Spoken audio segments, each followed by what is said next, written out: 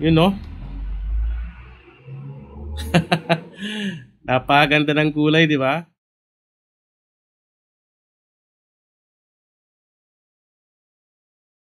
Okay guys, siyempre unahin natin yung template kasi di naman yan talaga nag-uumpisa sa lahat. Okay, so lahat nag-uumpisa yan muna sa ating template. So meron tayo ditong ginawang 9 na design para sa ating cover. So one piece pa din yan. Kasi andyan na yung files na ginagamit ko, mga nakaraan natin na template para mas mabilis lang. Yun na din ang ginamit ko. Ayan. So pwede rin yung palitan yan, yung ating design na one piece. Okay, so meron tayo ditong ginawang lines para sa ating grade 4 na pad, na writing pad. So meron tayong section, so subject and name. So depende yan kung papalitan nyo. Okay, so ang gagawin nyo dyan, gagawa mo na kayo ng isang peraso, mag-test print muna kayo, tapos i-adjust nyo na lang itong section. Kasi magsusulat pa naman, di ba? So, i-adjust mo lang, kumbaga i-estimate mo na lang kung gaano kahaba ba yung section na ilalagay dyan. Yung subject, yung name, so bahala ka na, pwede mo liitan yan o pwede mo lakihan. Okay? So, dito sa ginawa ko, meron akong blue, red, blue. So, depende. Naka-light lang kasi yan eh. So, depende kung gusto mong puro blue lang, walang red sa gitna. So, depende sa yan, pwede mong gawin yan. So, gagawin mo dyan, ungroup mo lang. Ayan o. Napapalitan naman yan yung kulay. Ayan o. So, depende sa'yo. Okay? So, napalitan naman yan para customize talaga. Ayan. So, dito tayo sa ating mga cover. So, meron tayo ditong 9. So, dito naman, napapalitan din to ng background. Ayan o. Depende sa taste mo or sa taste nung magpapagawa. So, mas maganda guys, gawa kayo ng sample, mag-print muna kayo para meron kayong may ipakita dyan sa printing business shop nyo. Para mabilis nila makapagpili ng mga kulay na pwede nilang gamitin or ipagawa sa inyo. Okay? So, meron tayong kay Lupi. So, pwede nyo pa siya dagdagan, si Zoro. So, dito naman, ito napapalitan din to ng kulay. Ito napapalitan din tong barcode na to. So, pwede namang QR code kung gusto mo. Depende sa inyo kung anong gusto mong ilagay. Sa akin kasi nilagay ko barcode para mas maganda tignan. Ito, napapalitan din to. Yung distributed niya, napalitan yan.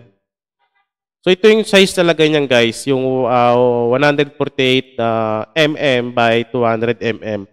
So, equivalent kasi yan dyan. Pag in-inches mo yan, so makikita mo naman yan. I-adjust mo na lang din para magkasya yung dalawang design sa isang A4 size. Tulad nung ginawa natin kanina bago mag-umpisa yung video natin. Na-customize yun. So, malit lang din naman yung size na ibabawas natin para magkasya lang yung dalawang design sa ating A4 size or sa bond paper, dalawang lines. Okay? So, kayo na bahala dumiskarte dyan. Yan. So, napapalitan din naman to. Lahat yan napalitan. Kulay, text, lahat yan napapalitan. So, gagawin nyo na lang, mag-adjust na lang din kayo para magkasya lang talaga. Kasi customize o DIY naman yan eh. Depende naman kasi yan kung may factory ka talagang pagawaan ng papel, di ba? So, wala namang problema kasi malit lang naman yung ibabawas mo ng konti lang para lang magkasya talaga. Yan. So, dito, 80. So, ibig sabihin, 80 leaves yung ilalagay mo sa isang pad sa writing pad natin. So, gagawin mo dyan, ano mo na lang yan, lagyan mo na lang ng padding glue. Okay? So, bahala na kayo sa diskarte kung ano yung gagawin. So, importante yung template natin. Yan. So, sa website, madadownload nyo to. Kung naka-monthly ka sa website, libre mo madadownload yan. Okay? Kung wala pa naman, kung hindi ka naman naka-monthly, pwede mo naman bilihin yung template natin. Napakamura lang yan. 56 pesos lang yan. Okay? Ayan o.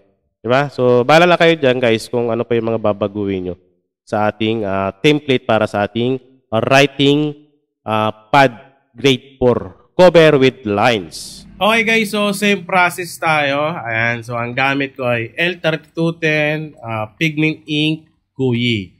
Okay, so cyan, black, magenta at yung yellow natin na ink.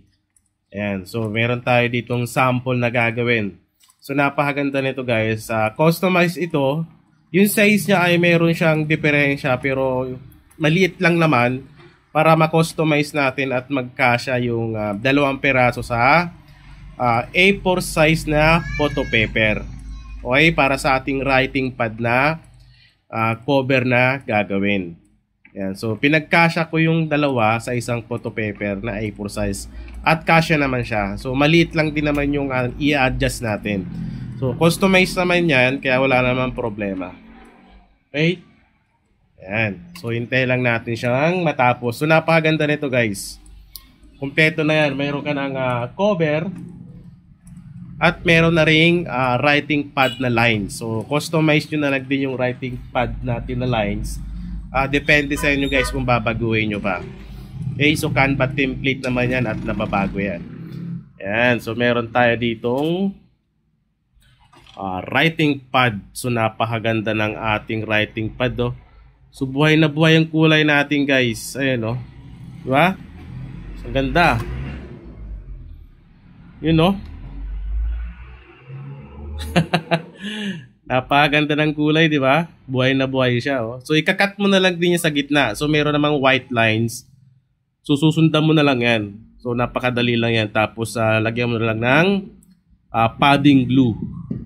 So 80 leaves, ibig sabihin 80 yung gagawin mo dyan. 80 na peraso or pages. So 80 leaves siya. Okay? So tapusin nyo lang video natin para sa ating tutorial para mag-guiding kayo kung paano at paano i-edit yung ating template para sa writing pad grade 4.